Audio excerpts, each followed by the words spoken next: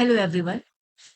Youth power academy आपके लिए daily current affairs के वीडियोस लाता है और साथ ही साथ हमारा शॉर्ट्स का सेक्शन है जिसमें हम आपको डेली इम्पोर्टेंट करंट अफेयर्स जो डेली रहता है उससे रिलेटेड इम्पोर्टेंट क्विज कराते हैं। टेलीग्राम चैनल पे आपको डेली करंट अफेयर्स का मटेरियल पीडीएफ मटेरियल प्रोवाइड किया जाता है और इसके अलावा और भी जो इम्पोर्टेंट क्विज होते हैं वो आपको हम बताते हैं। और हमें यूपी पीसीएस के लिए करंट अफेयर्स रिवीजन वीडियोस भी चलाएं और हमारा फरवरी से लेके अप्रैल मंथ तक का करंट अफेयर्स का रिवीजन हो गया है। जून मंथ का भी हमने काफी सारे टॉपिक्स कवर कर लिए हैं। तो उन रिवीजन वीडियोस के साथ साथ अब हम अपना डेली जो करंट अफेयर्स का वीडियोस है अ, इसको भी स्टार्ट कर रहे हैं। और आपके लिए एग्जामिनेशन में आपको प्रॉब्लम ना हो उसके लिए हमने कई मैगजीन्स निकाली हैं। जो हमारा डेली करंट अफेयर्स का मैगजीन है, अगर कोई बच्चा सिर्फ डेली पढ़ता है और साथ ही साथ हमारी जो मंथली मैगजीन है उनको रिवाइज करता है, तो ये यूथ पावर अकेडमी आपको गारंटी देता है कि एग्जामिनेशन में आपके जो क्वेश्चंस हैं उनकी गलत होने की संभावना काफी कम हो जाती है।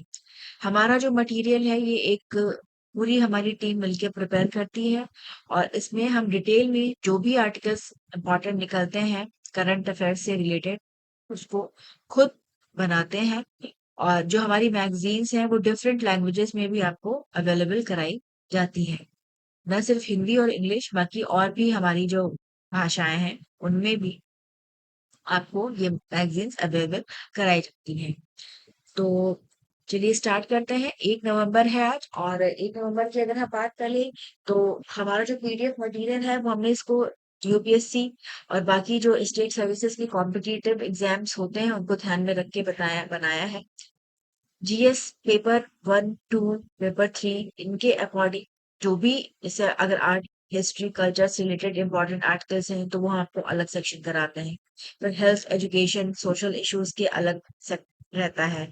इकोनॉमी पॉलिटी डिफेंस एनवायरमेंट सबका अलग अलग जो है वो हम इसमें बताते हैं। साथ ही साथ स्पोर्ट्स का भी एक पूरा कॉम्प्रिहेंसिव कवरेज हम आपको प्रोवाइड करते हैं। तो आज की अगर हम बात करें तो चवांग कुड फेस्टिवल सेलिब्रेशन मणिपुर में हुए और इसके अलावा museum of royal kingdoms of India इसकी आधारशिला रखी गई है गुजरात में कल एकता दिवस के अवसर पर।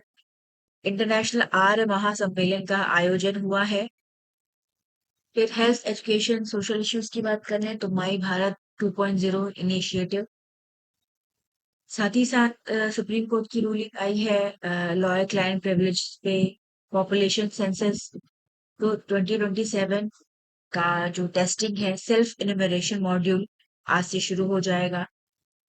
फिर international strategic engagement programme in step, इसमें वाइस प्रेसिडेंट जी ने एड्रेस किया, इसके बारे में हम जानेंगे। आधार विजन 2032 स्ट्रेटेजिक रिव्यू, इसे हम देखेंगे। तो डिफेंस के क्षेत्र में अगर बात करें तो इंडिया और यूएस के बीच जो है वो 10 ईयर का डिफेंस फ्रेमवर्क एक नया जो है वो एग्रीमेंट हुआ है दोनों कंट्रीज के बीच में एपेक एशियन समिट के बाद। और इसके अलावा केंद्रीय गृह मंत्री दक्षता पदक अवार्ड ये हम देखेंगे। रेलवेज के द्वारा जो है वो आभार ऑनलाइन स्टोर को प्रमोट किया जा रहा है। फिर नेशनल मैराइन फिशरीज सेंसस 2025 ये लॉन्च हुआ है तो इसको हम देख लेंगे। फिर एपेक समिट हुई है तो उसमें जी जिनपिंग ने क्या कहा और कौन कौन सी कंट्रीज जो है वो एपेक में इन्वॉल्व है ये हम देखेंगे।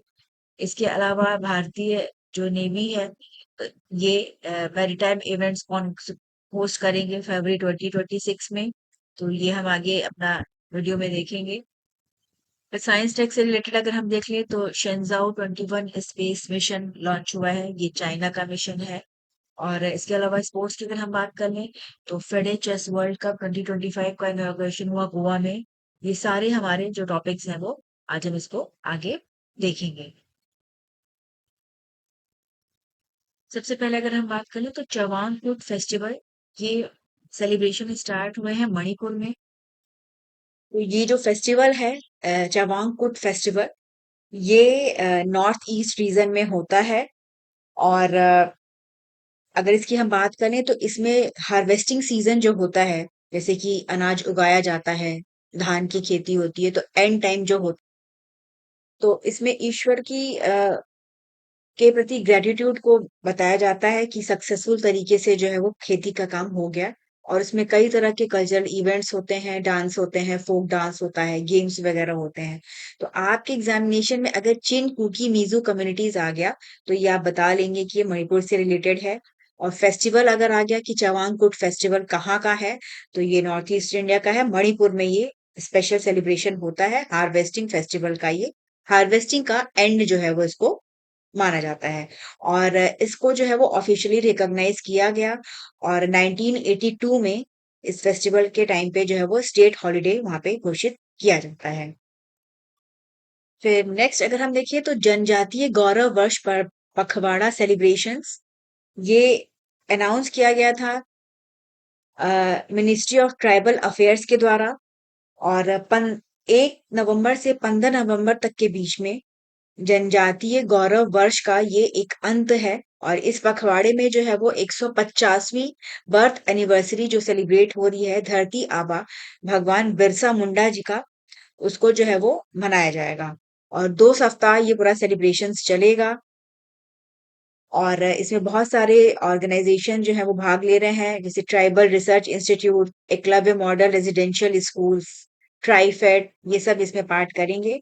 और जनजातीय गौरव वर्ष पखवाड़ा, इसका जो उद्देश्य है वो ये है कि ट्राइबल्स ने इनके जो भी अचीवमेंट्स हैं, और इंडिपेंडेंस के टाइम पे जो ब्रिटिशर्स के अगेंस्ट जो भी वर्क किया जनजातीय लोगों ने, उसको जो है वो ज्यादा से ज्यादा उसके बारे में बताना। और जो गवर्नमेंट की इनिशिएटिव्स हैं, जैसे कि पीएम जनमन है, आदि कर्मयोगी अभियान है, ये अब ये देखिए जो नाम है ये काफी इंपॉर्टेंट हो जाते हैं। दाग जुआ इनिशिएटिव है। ये डिफरेंट इनिशिएटिव चलाए गए हैं ट्राइबल्स के उत्थान के लिए, उनके बारे में काम करने के लिए। तो ये भी काफी आपके एग्जामिनेशन के लिए इंपॉर्टेंट रहेगा। तो अगर ये पखवाड़ा से रिलेटेड क्वेश्चन आए तो आप आराम से इसको कर सकते हैं। फिर जैसे आप अब हमारे मटेरियल में देख सकते हैं कि हम आपको कीवर्ड्स और बैकग्राउंड इंफॉर्मेशन भी प्रोवाइड करते हैं। तो बिरसा मुंडा ये एक प्रोमिनेंट फिगर है भारतीय इंडिपेंडेंट मूवमेंट में। और इन्होंने उलगुलान और ग्रेट ट्यूमुल्ट मूवमेंट इसको शुरू किया था ब्रिटिश रूल के अगेंस्ट। और इन्हीं का जो 150वां जो है वो बर्थ एनिवर्सरी इस साल पूरा सेलिब्रेशन उसका चल रहा है। तो ये आपके हिस्ट्री की अगर हम बात करें तो मेंस में आप आपसे भगवान बिरसा मुंडा के बारे में पूछ सकता है, क्या कंट्रीब्यूशन है, ये सारी चीजें आपके लिए काफी इम्पोर्टेंट रहेंगी। और जनजातीय गौरव वर्ष पखवाड़ा ये तो इम्पोर्टेंट रहेगा ही।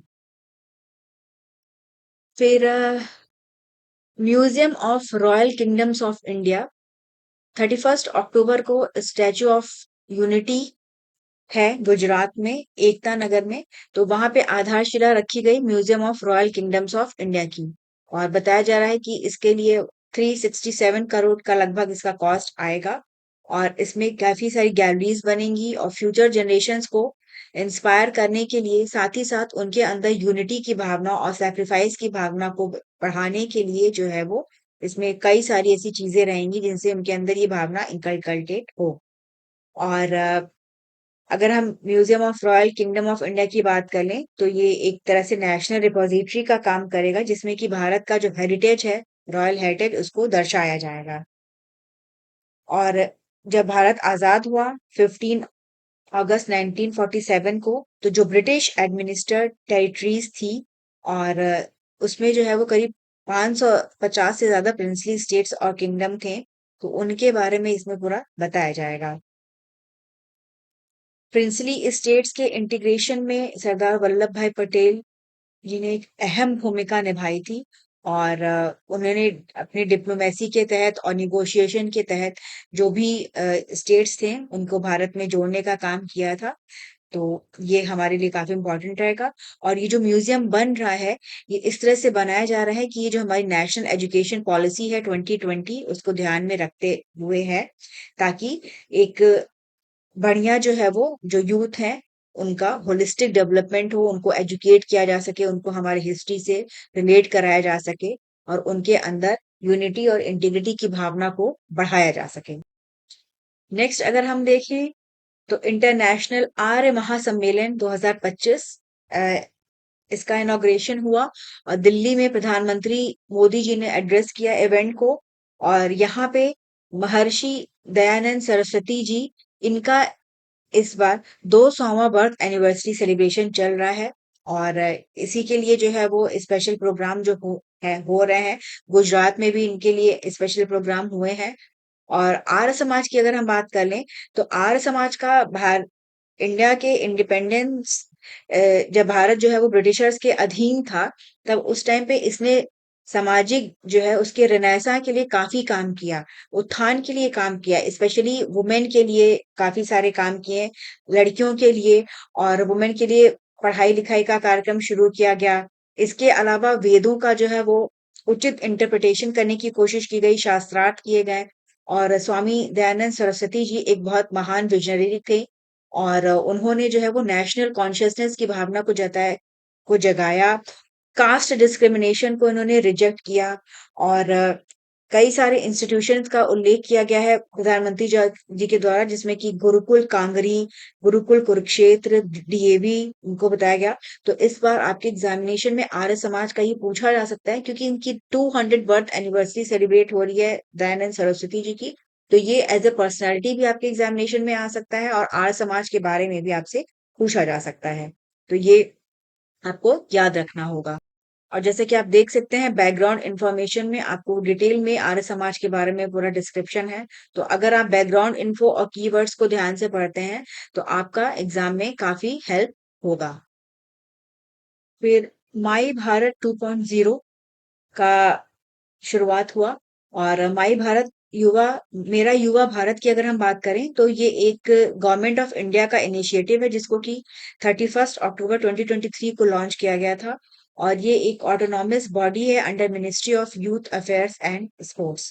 तो मिनिस्ट्री का नाम और ये ऑटोनॉमस बॉडी है या कॉन्स्टिट्यूशनल बॉडी है या स्टैट्यूटरी बॉडी है, ये आपने आता है एग्जाम में इस तरह से। तो ये एक ऐसा प्लेटफॉर्म है जिसके तहत जो यूथ है, प्राइमरली जो 15 से 29 का एज ग्रुप है, इनके बीच में लीडरशिप की भावनाओं को डेवलप करना, स्किल डेवलपमेंट करना, इसके लिए ये मैकेनिज्म है। साथ ही साथ जो एडोलेसेंट है उनके नर्चरिंग का भी काम ये करता है। माई भारत मोबाइल ऐप इसको लॉन्च किया गया था 1 अक्टूबर 2025 को और ये मल्टीलिंगुअल है और इसके तहत भी जो है वो सपोर्ट प्रोवाइड करने की कोशिश की जाती है। इंडिया की अगर हम बात कर लें तो वर्ल्ड की यंगेस्ट पॉपुलेशन है इंडिया में और अब 65% जो आबादी है वो अंडर 35 एज है। तो ये दोनों ही है, एक अपॉर्चुनिटी भी है और चैलेंज भी है कि कैसे इनका जो हमारा ह्यूमन रिसोर्स है उसको नेशनल डेवलपमेंट में यूज किया जा सके। और हमारी नेशनल यूथ पॉलिसी है 2021 की, जो कि एक फ्रेमवर्क प्रोवाइड करती है जिसके तहत जो यूथ है उनको कैसे इनकी एजुकेशन हो, कैसा एम्प्लॉयमेंट रहे, कैसा इनका उनके अंदर बिजनेस को बढ़ावा दिया जाए, लीडरशिप क्वालिटीज को बढ़ावा दिया जाए, तो इसके लिए ये इसको मनाया जाता है। और राष्ट्रीय एकता दिवस आप इसको याद रखिएगा क्योंकि इसी दिन ये सारी चीजें जो है उनको लॉन्च किया गया है। फिर Guinness book of world records में जो है वो नाम दर्ज हुआ है। स्वस्थ नारी सशक्त परिवार अभियान ये चलाया गया था और ये इसको लॉन्च किया गया था 17 सितंबर को और 17 सितंबर से 2 अक्टूबर तक ये चला।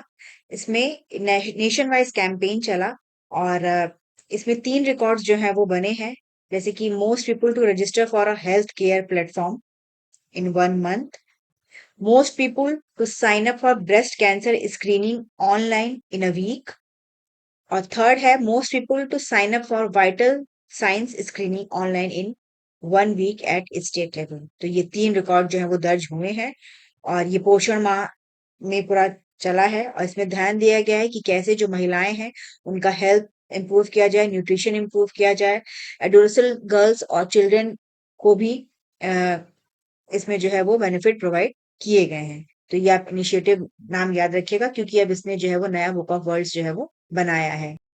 तो ये हमारे जो टॉपिक्स थे वो सोशल इश्यूज हिस्ट्री से रिलेटेड थे।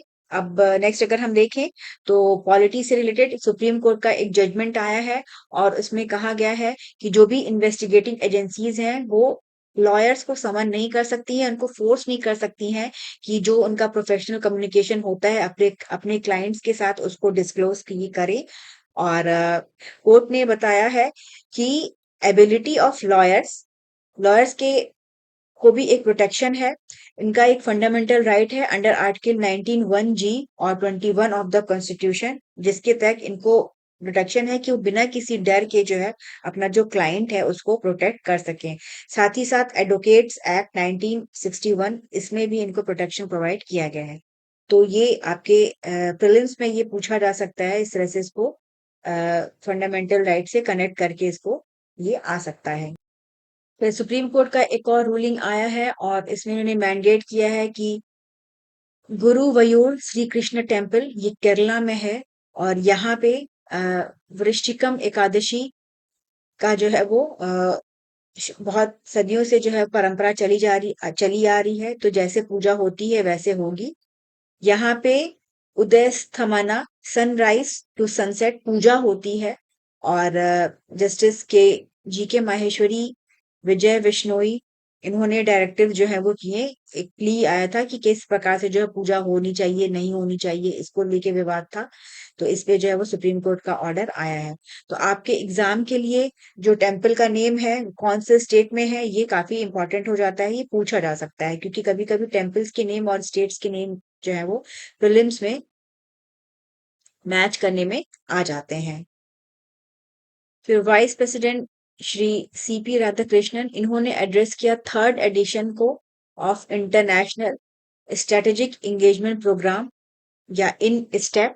ये एक स्ट्रेटेजिक डायलॉग प्लेटफॉर्म है जहां पे senior national security officers India के और जो फॉरेन फ्रेंडली नेशंस हैं उनके यहाँ से डेलीगेट्स आते हैं और यहाँ पे बातचीत होती है। ये एक तरह का सिंबल है ग्लोबल पार्टनरशिप का और इसमें नेशंस को इनकरेज किया जाता है थिंक करने के लिए कि कैसे हम ग्लोबली कोहेसिवली जो है वो एक्ट कर सकते हैं, जुड़ के आपस में चल सकते हैं कि जिससे जो है वो सभी जो है वो प्रॉस्पेरस हो, सभी का विकास हो। फिर इस मौके पे राष्ट्र उपराष्ट्रपति जी ने कहा कि इंडिया का जो सिविलाइजेशन है उसका जो मुख्य आधार है वो है वसुधैव कुटुंबकम, जिसका मतलब है the world is one family. हम पूरी दुनिया को एक फैमिली मानते हैं और इसी फिलॉसफी यही हमारी जो फिलॉसफी हमें गाइड करती है, जिसके तहत हमारा जो डिप्लोमेसी है टेक्नोलॉजी है और सस्टेनेबल डेवलपमेंट इसको हम आगे लेके चलते हैं। तो इन स्टेप याद रखिएगा, एक ये एक सिग्निफिकेंट प्लेटफॉर्म है फॉस्टरिंग इंटरनेशनल कॉपरेशन नेशनल सुरक्षा या राष्ट्रीय सुरक्षा के क्षेत्र में। फिर इंडिया और यूनाइटेड स्टेट्स ने अनाउंस किया है अपना 10 ईयर डिफेंस फ्रेमवर्क और इसका उद्देश्य है स्ट्रेटेजिक कॉपरेशन को बढ़ावा देना, साथ ही साथ पीस सिक्योरिटी और स्टेबिलिटी को भी बढ़ावा देना इंडो पैसिफिक रीजन में। Framework for US India major defence partnership इसको साइन किया गया डिफेंस मिनिस्टर राजनाथ सिंह और यूएस सेक्रेटरी ऑफ वॉर पेट हेगसेट के बीच में।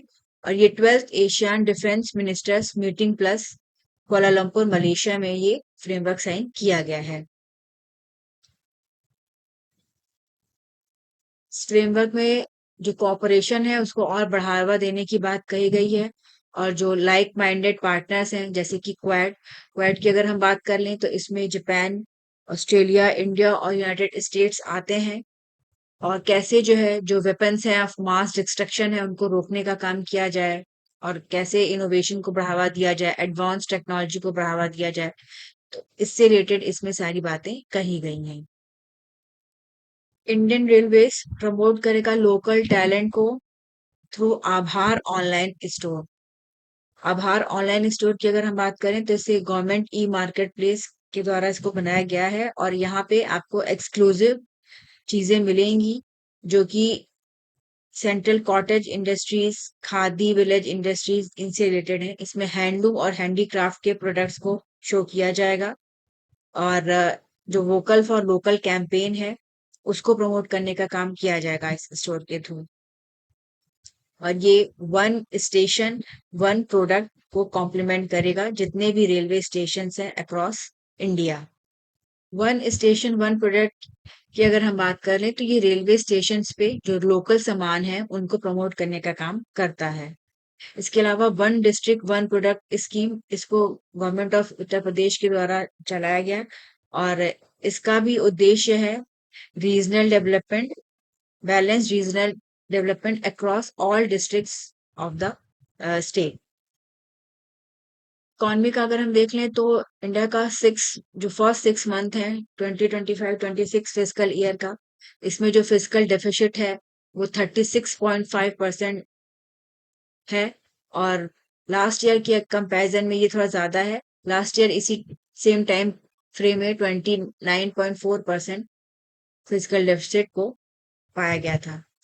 फिजिकल डेफिसिट की बात करें तो एक क्रूशियल इंडिकेटर है गवर्नमेंट की फाइनेंशियल हेल्थ का और ये डिफरेंस होता है गवर्नमेंट स्पेंडिंग और रेवेन्यू का और ये इंडिकेट करता है कि कितना बोरिंग गवर्नमेंट के द्वारा किया जा रहा है।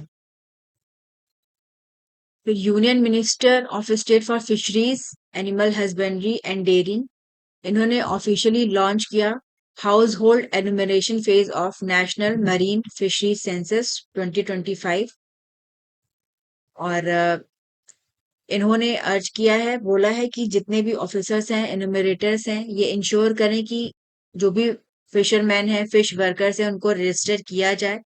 डिजिटल प्लेटफॉर्म है नेशनल फिशरीज इसमें और इसी में अगर जो फिशरमैन है वो अपने आप को इंक्लूड करेंगे तो उन्हें प्रधानमंत्री मत्स्य किसान समृद्धि योजना का लाभ मिल सकेगा। ये फेज 45 डेज का रहेगा जो कि 3 नवंबर से 18 दिसंबर तक चलेगा।